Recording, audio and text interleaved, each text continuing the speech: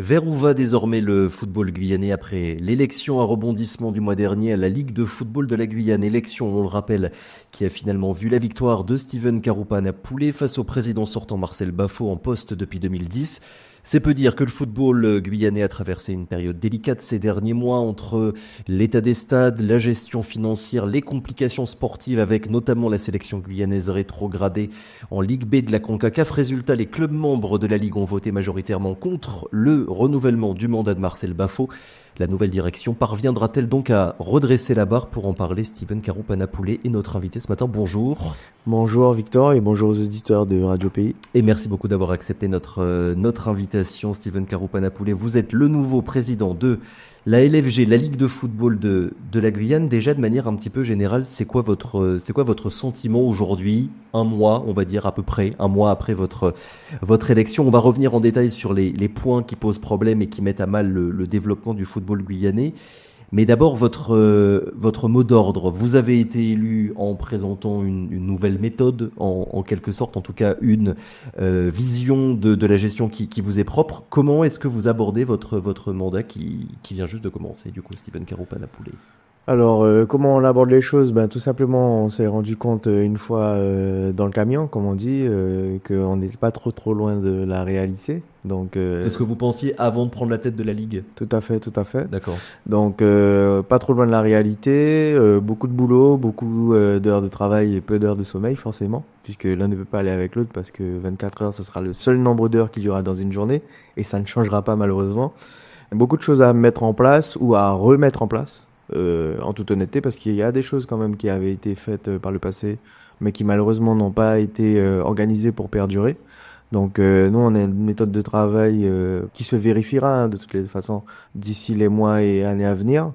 Beaucoup de choses variables qui, en tout cas, entachent un peu l'organisation de la Ligue. Donc c'est pour ça que c'est important de vraiment poser de bonnes bases pour pouvoir avancer. Il faut aussi intégrer aussi malgré tout le fait que oui, effectivement, ça fait un mois maintenant que nous sommes élus. On a quand même pas mal travaillé en back-office, puisque il fallait un petit peu récupérer les différents éléments. Malheureusement, l'ancienne équipe n'a pas forcément joué le jeu sur la passation aussi, faut le savoir. Donc aujourd'hui, on subit encore un petit peu cette posture.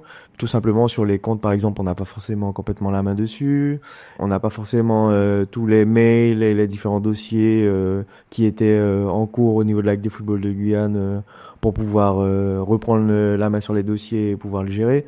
Donc du coup, il y a des urgences qui arrivent par le fait qu'on ne soit pas dans la boucle sur pas mal de choses en préambule.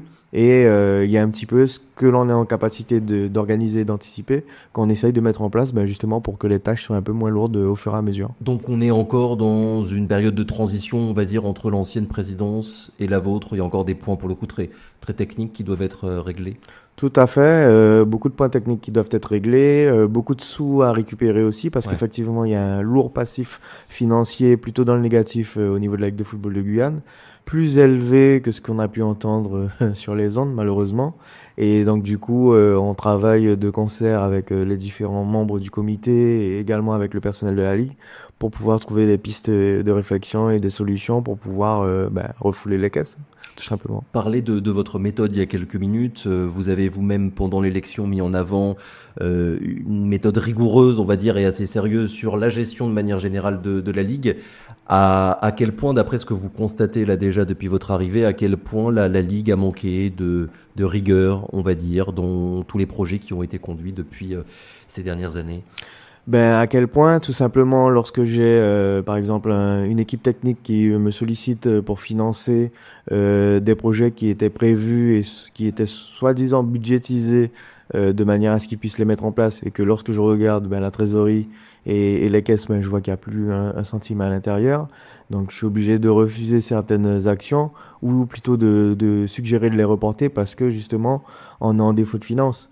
Et si on veut avoir une certaine maîtrise sur le recouvrement qu'on aura à opérer, qu'on a déjà commencé à opérer en toute transparence, il faut pouvoir stopper aussi l'hémorragie, donc arrêter d'effectuer des dépenses diverses et variées. Sur la transparence, il y a eu cette vidéo YouTube du journaliste sportif Romain Molina qui a quand même fait pas mal de bruit il y a quelques semaines quand elle est sortie, une vidéo sur la Ligue de foot de la Guyane. Il en parlait comme étant une des pires, voire la pire de France. L'ex-président Marcel Bafo lui avait répondu en dénonçant sa posture. On va pas faire de polémique. Moi, ce qui m'intéresse, c'est le fond, la gestion administrative et financière de la Ligue.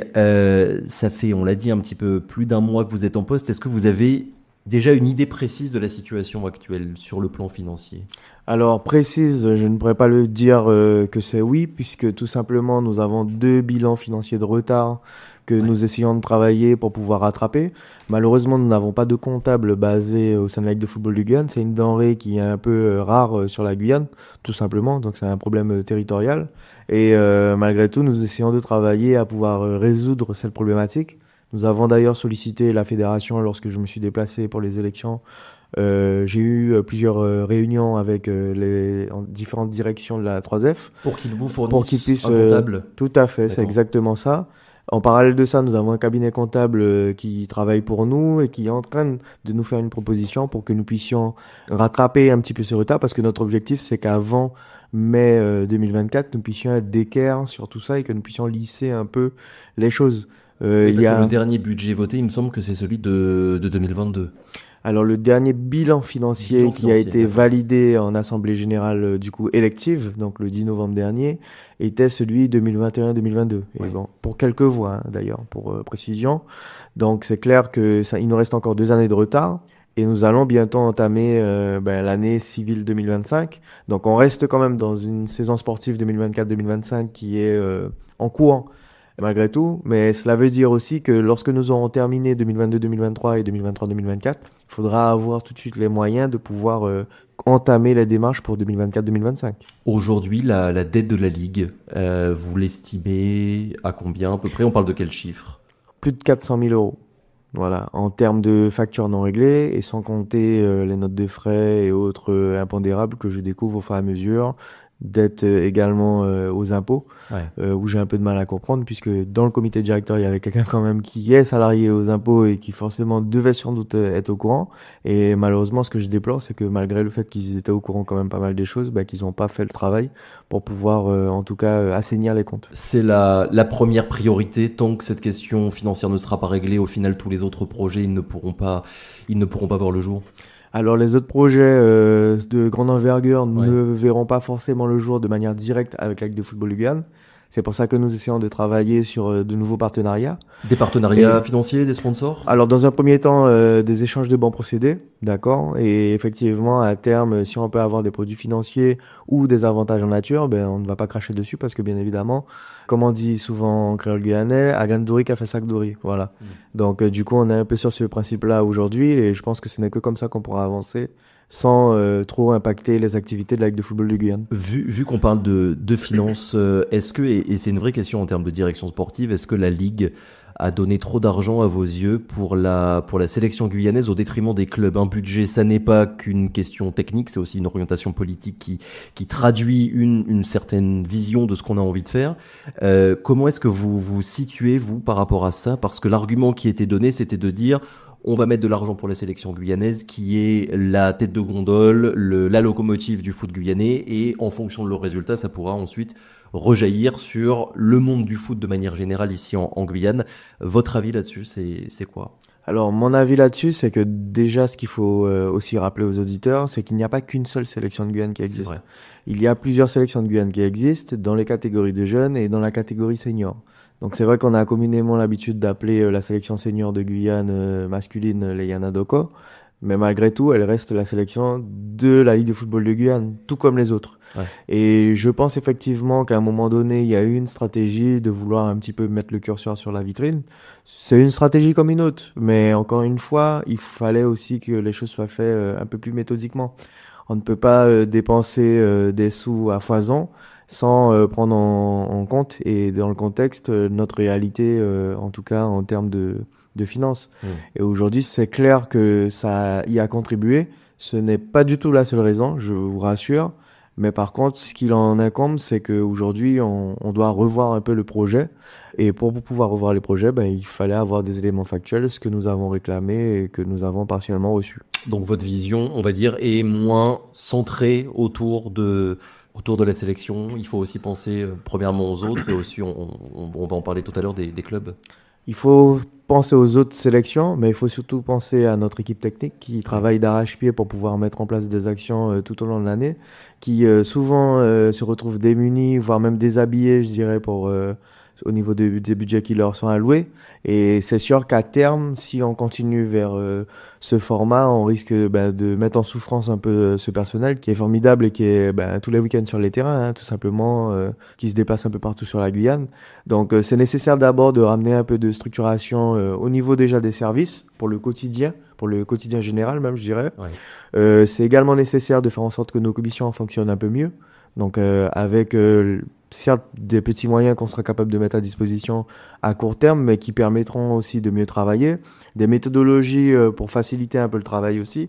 Donc avec beaucoup d'échanges avec ces membres de commission. Donc c'est un peu la stratégie qu'on a mis en place en nommant des chefs de délégation aussi, comme vous avez sans doute pris connaissance.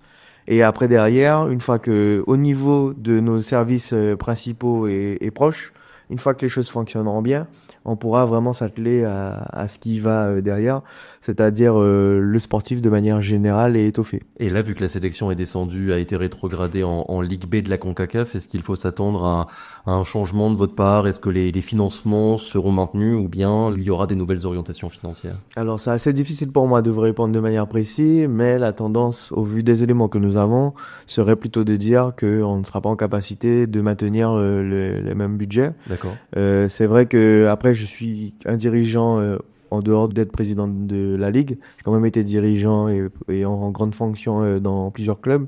Et j'ai eu la réputation d'être plutôt quelqu'un qui est porté sur les jeunes.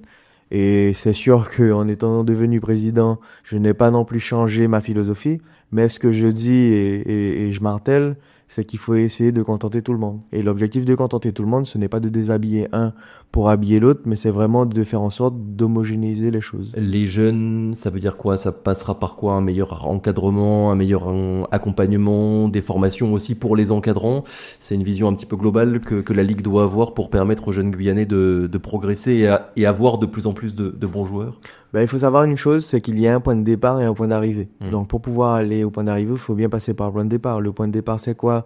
C'est créer une masse, que ce soit au niveau certes des pratiquants, mais également au niveau des éducateurs.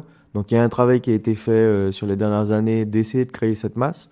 Malheureusement, le manque de propositions de formation de manière régulière, qui est un peu entaché aussi avec les changements des modules de la 3F, il faut le reconnaître aussi, c'est quelque chose qui a été un petit peu bloquant, ont forcément contraint à ce que cette masse soit ralentie. Donc il faut la redynamiser pour ensuite pouvoir aller chercher au niveau de cette masse les éducateurs qui, eux, ont envie d'aller un peu plus loin pour pouvoir avoir des éducateurs diplômés dans le football, donc reconnus fédéraux, et ensuite derrière que ces éducateurs qui soient reconnus puissent être nos dirigeants, enfin en tout cas nos éducateurs au niveau de notre équipe technique élargie, de manière à ce que ensuite derrière ces mêmes éducateurs puissent pouvoir redonner un petit peu au football guyanais ce qu'ils ont appris et en tout cas l'expérience qu'ils ont acquis. Vu qu'on parle de masse, la Ligue aujourd'hui elle compte à peu près 8700 licenciés, c'est bien ça? 8720 licenciés. 8720, vos objectifs, déjà est-ce que c'est suffisant à vos yeux?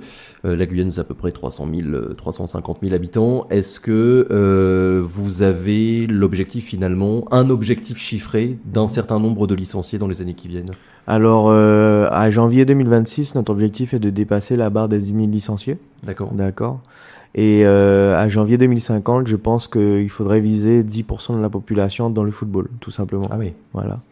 Donc ça représenterait 30 000 licenciés à horizon 2050. Et en faisant quoi? En le faisant comment finalement? Déjà en continuant à former des dirigeants et des cadres techniques, bien évidemment, en organisant mieux nos championnats, parce que sans activité, il n'y a pas de club, et sans club, il n'y a pas de licenciés, tout simplement.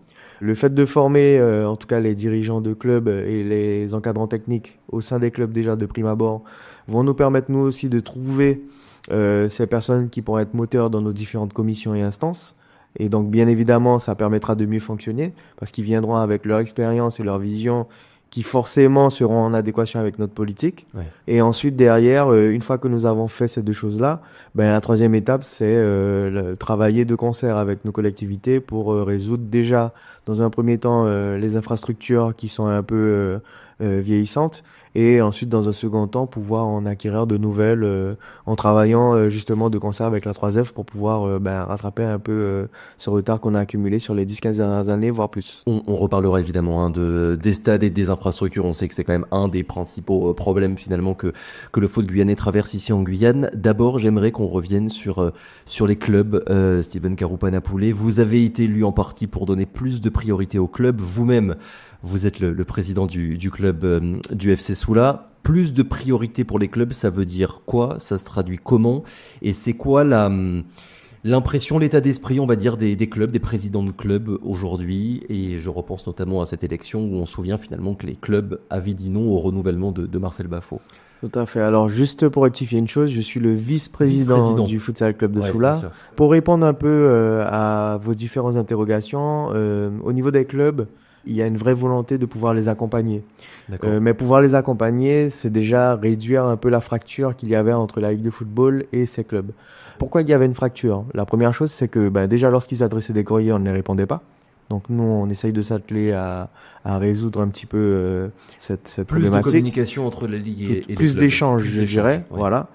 Ça, c'est dans un premier temps. Parce que communiquer avec un club, lui envoyer des mails, c'est communiquer. Ouais. Mais par contre, l'échange, c'est vraiment du B2B. J'entends ce que tu me dis et j'y réponds vraiment, quoi. Tout à fait. Et si je suis pas en capacité de lui répondre, je te le dis que je suis pas en capacité tout de suite de te répondre. D'accord. En parallèle de ça, en plus de répondre à ces mails, c'est essayer d'organiser des réunions un peu plus régulières pour pouvoir échanger.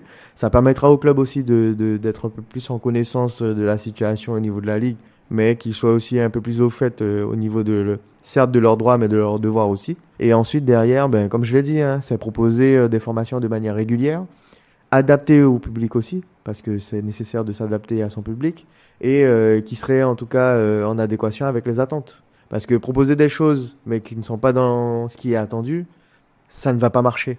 Donc il faut déjà commencer par ce qui est attendu. Donc l'utilisation des outils mis à disposition pour les différents clubs. Il faut faire des formations pour qu'ils puissent apprendre pour les prises en main, pardon. Et il faut également des accompagnements ou des formations sur d'autres types de sujets comme la prise en main des règlements, la recherche de moyens financiers, ce genre de choses-là. C'est vrai que ce n'est pas le rôle premier de la Ligue, donc on a tendance à un petit peu le mettre de côté, mais malheureusement, on est obligé de faire avec parce que c'est ce qui va nous permettre de perdurer. Il y a eu un vrai ras-le-bol, là, il y a quelques semaines, de la part des clubs sur la gestion de la Ligue de manière générale. Il y a eu un vrai ras-le-bol sur la gestion de la Ligue de manière générale depuis les dernières semaines, mais qui continue un petit peu parce que comme on continue à subir justement l'impassation de l'équipe adverse sortante, donc du coup, il y a forcément des choses sur lesquelles on ne peut pas encore agir. Et comme tout était un petit peu urgent, donc on a l'impression que ça se fait un peu long. Et il faut prendre aussi en compte une chose essentielle, et je tiens à le préciser, c'est qu'aujourd'hui, nous évoluons sur des calendriers qui ont été proposés par l'ancienne équipe. Donc on est obligé de faire avec. On essaye de les toiletter et d'améliorer les choses. Pour terminer la saison. Pas forcément évident, mais il faut terminer la saison et on essaye d'anticiper les choses pour proposer notre vraie politique sportive pour la saison prochaine. Autre point, et on a commencé un petit peu à en parler, l'état des stades. Il y a eu plusieurs volte-face, on va dire, depuis ces derniers mois. D'abord, le match contre le Honduras. Il aurait dû se faire au stade de Marlama, mais il a finalement été délocalisé à Sinamari. La sélection aurait dû aussi jouer ici en Guyane, mais le match a été délocalisé encore une fois au Suriname pour son match contre Belize. Toujours et encore une fois à cause de l'état des stades. Est-ce que ça fait partie de vos priorités, Steven Karoupa-Napoulet, d'avoir un stade qui remplisse enfin les normes finalement que demande la CONCACAF ? Alors, vous dire non, ce serait mentir, parce que oui, bien évidemment, nous avons besoin de pouvoir recevoir chez nous. Je vais juste vous donner quelques chiffres pour que vous puissiez comprendre. Oui. Lorsque vous recevez un match de CONCACAF, vous n'avez pas de dotation qui vous est allouée. Ça veut dire que vous êtes sur fonds propres pour l'organisation. Lorsque vous recevez chez vous, vous avez à peu près une facture, on va dire, d'ordre global entre 5 et 8 000 euros. Mais lorsque vous devez recevoir à l'extérieur, tout de suite, on multiplie par 5. Voilà. Okay. Donc, je prends un exemple. Le Suriname, pour pouvoir utiliser leur installation, c'était 15 000 euros la location. voyez, Ouais. juste la location du stade. On n'a pas parlé du transport des joueurs pour aller au Suriname, on n'a pas parlé de l'hébergement, les personnes qu'il fallait aussi dépêcher pour l'organisation de l'ensemble de l'événement, parce que c'est notre organisation qui doit être mise en place. Également les commissaires de CONCACAF qui sont à notre charge, faut le savoir. Donc un peu tout ça vient forcément augmenter la voilure, et la facture du coup elle est bien plus salée lorsque nous devons recevoir à l'extérieur. Donc c'est primordial pour nous de pouvoir recevoir en Guyane. C'est pour ça qu'il va falloir travailler de concert avec nos élus locaux pour trouver des solutions sur du court, moyen et long terme. Je sais un peu les positions qu'il y a eu par le passé, et j'ai moi-même eu l'occasion d'échanger avec en tout cas certains représentants de collectivités.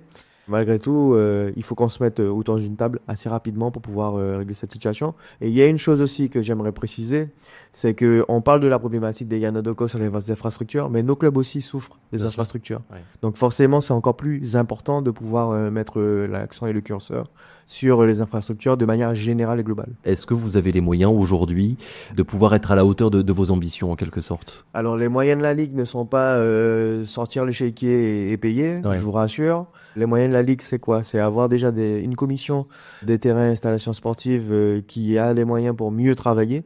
Parce que mieux travailler, c'est sortir des rapports plus réguliers, plus précis, et qui permettront du coup de faire le lien avec les collectivités, donc les vrais propriétaires des infrastructures. Elle a aussi les moyens de mettre à disposition les plans de financement de la 3F et de d'autres organismes annexes pour pouvoir aller chercher tout ce qu'il faut sur les infrastructures possibles. Et après, il faut travailler sur un plus long terme pour pouvoir, à moyen terme, ramener des infrastructures à plus grande échelle qui, en tout cas, pourraient répondre à nos différentes difficultés. De manière générale et globale, chaque année, nous devons avoir des infrastructures anciennes ou nouvelles qui réouvrent.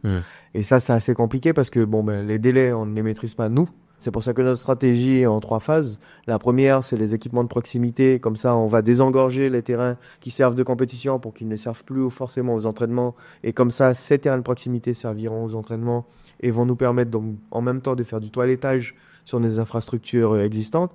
La deuxième ensuite, c'est qu'une fois qu'on aura complètement rénover les infrastructures de proximité. En parallèle, on essaiera de démarrer la rénovation de quelques grandes infrastructures. Notamment, je pense à la commune de Mancineri qui actuellement ne peut plus recevoir de matchs. Donc ça fait partie d'une de nos urgences. Et après, derrière, une fois que nous aurons réalisé donc ces rénovations et ces toilettages nécessaires, qu'on puisse commencer à se projeter sur la construction d'un ou deux terrains qui seraient cofinancés et qui en tout cas seraient co-construits avec toutes les parties prenantes. Est-ce que la Guyane, de manière générale, a vu un petit peu trop grand concernant le foot? On a parlé de la sélection tout à l'heure. Dès qu'on parle d'infrastructure, on parle du stade Edmar Lama. Le stade Edmar Lama, je crois que la rénovation, c'est entre 2 et 3 millions d'euros selon Claude Plenet. Il y avait l'an dernier le président de la FFF, Philippe Diallo, quand il était venu en Guyane, qui avait annoncé une aide de 150 000 euros. On voit bien qu'à chaque fois, ce sont des sommes qui sont assez considérables. Voilà, encore une fois, est-ce que stratégiquement, on n'a pas voulu voir un petit peu trop grand, en quelque sorte? Alors, est-ce qu'on a voulu voir trop grand? Je ne pense pas. Non, oui. Par contre, je pense qu'on a voulu aller trop vite. À mon avis, on n'a pas suffisamment organisé les choses pour pouvoir y aller. On a voulu vraiment accélérer les choses et y aller assez rapidement. Je fais le parallèle parce que je sais qu'il y a beaucoup de fans du Paris Saint-Germain sur la Guyane. Ben voilà, typiquement, on a le même exemple. Le Paris Saint-Germain, quand il est arrivé avec le Qatar, quand le Qatar plutôt est arrivé au Paris Saint-Germain, tout de suite, ils ont voulu mettre des moyens, acheter les plus gros joueurs des différents championnats européens pour pouvoir aller chercher la Champions League. Résultat des courses, après environ 12 ans, 13 ans en tout cas de présence, quand même, ça fait déjà pas mal. Ah ouais. Le résultat, il est là, il est accablant, c'est qu'il n'y a toujours pas d'étoile sur le maillot. Alors ce n'est pas une boutade, c'est tout simplement que si vous regardez sur les 2 dernières années, ils ont complètement revu leur stratégie. Ils ont décidé d'organiser sur un peu plus long terme les choses, et vous verrez que très bientôt, si les choses continuent à être faites de cette manière, mais même mieux, je dirais, à un moment donné, ils vont parvenir à leurs objectifs. On a parlé de Philippe Diallo il y a quelques minutes. Il a été élu il y a quelques jours avec seulement, entre guillemets, 55% des voix. Est-ce que vous avez voté pour lui et si oui, pour quelles raisons? Est-ce qu'il a une vision? Est-ce que vous savez s'il a une vision pour la Guyane et de manière plus générale pour le sport ultramarin? Alors, ce qu'il faut savoir, c'est que moi, j'ai été contacté par les deux candidats, donc M. Samsonov et M. Diallo. Et c'est vrai que la grande force de la liste de Monsieur Diallo, c'était de pouvoir présenter un plan ultramarin dans son programme. Comme il l'a annoncé, lui, son objectif, c'est de ne pas déshabiller l'un pour habiller l'autre. Et c'est un peu notre objectif aussi et notre leitmotiv. Ce qui est intéressant pour nous, maintenant qu'il est élu, c'est qu'il souhaite organiser les choses en prenant bien davantage en considération les problématiques des ligues ultramarines. Et ça, bien évidemment, ça nous intéresse. Et concrètement, est-ce que vous savez s'il y a déjà des projets précis justement pour, je reprends vos propos, mieux prendre en compte les spécificités des ligues d'outre-mer? Ce qu'il faut savoir, c'est que nous aurons la possibilité, nous, les ligues d'outre-mer, d'être un peu plus présents dans les différentes commissions de la 3F. D'accord. Donc déjà ça, forcément, ça va nous permettre d'avoir des points relais pour pouvoir mieux faire remonter nos difficultés. Oui. Ensuite, derrière, il y a des moyens qui sont alloués pour les ligues ultramarines qui seront décuplés. Et après, derrière, ce qu'il faut savoir, c'est qu'il y aura aussi la possibilité de pouvoir, de manière personnalisée, avoir des études cas par cas de la part de la 3F pour nos différentes, en tout cas, problématiques en fonction de nos contextes respectifs. On le disait tout à l'heure, vous êtes vice-président, du coup pas président, vice-président du FC Soula, c'est un club de futsal. Qu'est-ce que vous avez envie de faire? Premièrement, pour développer le futsal, et deuxièmement, j'aimerais qu'on parle aussi un petit peu du foot féminin.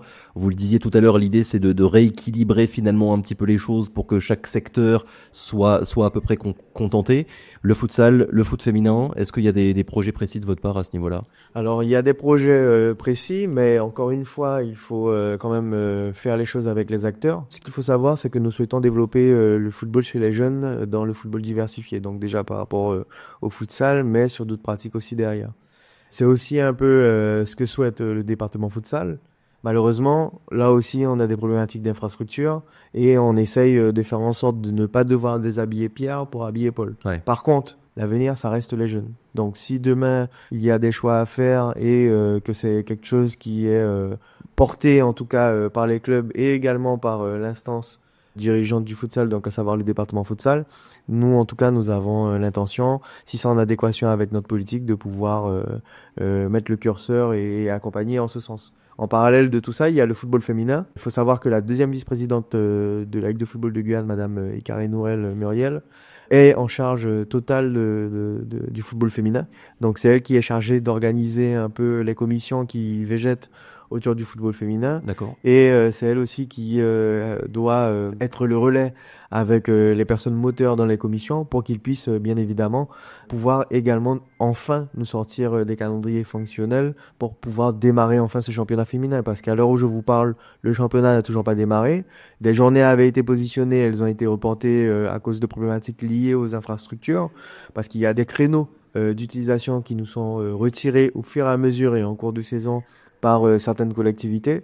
Donc là aussi, il y a un travail à faire de pouvoir contacter ces collectivités et qu'on puisse de concert pouvoir travailler pour pouvoir démarrer enfin l'ensemble de nos championnats. Est-ce que vous avez l'impression que le foot guyanais, mais de manière générale, il est un petit peu en train de changer? Vous êtes au final assez jeune, et est-ce que c'était important d'avoir un jeune président finalement qui comprenne un petit peu les nouvelles aspirations? Vous avez beaucoup parlé des jeunes depuis tout à l'heure, les nouvelles envies, les nouvelles ambitions des jeunes Guyanais qui font du foot, et des jeunes Guyanaises évidemment. Mais écoutez, je suis obligé de parler des jeunes parce que bon, vous l'avez dit, je suis jeune, mais c'est pas la raison pour laquelle je parle d'eux. Non. C'est aussi parce que j'ai une politique depuis de longues années plutôt portée sur les catégories de jeunes. Mais c'est surtout que nous avons plus de 70% de nos licenciés qui sont quand même dans une tranche de moins de 25 ans. Et donc forcément avec un caractère plutôt jeune. Donc il faut comprendre ce dont ils ont envie, quoi. Il faut déjà considérer le fait que c'est eux qui sont plus nombreux et donc que c'est eux qui ont le plus besoin de pratique. Ouais. Et après, oui, il faut pouvoir comprendre quelles sont leurs attentes et leurs besoins et leurs envies. Parce que, je vais un peu caricaturer, mais un jeune qui n'est pas sur un terrain en activité, c'est potentiellement quelqu'un qui sera devant un Chinois demain. Et moi, en tout cas, c'est pas ce dont je n'ai envie. Je pense que nous, la plupart des éducateurs qui sommes, ou dirigeants qui sommes dans le football guyanais, pour 3/4 d'entre nous, on ne touche pas un centime.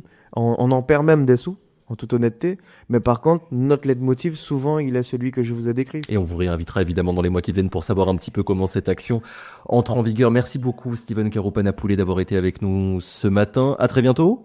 Merci encore à vous pour l'opportunité. Et bien évidemment, comme toutes les fois où j'ai été sollicité, je reviendrai. Et bon courage, à bientôt. Au revoir. Merci.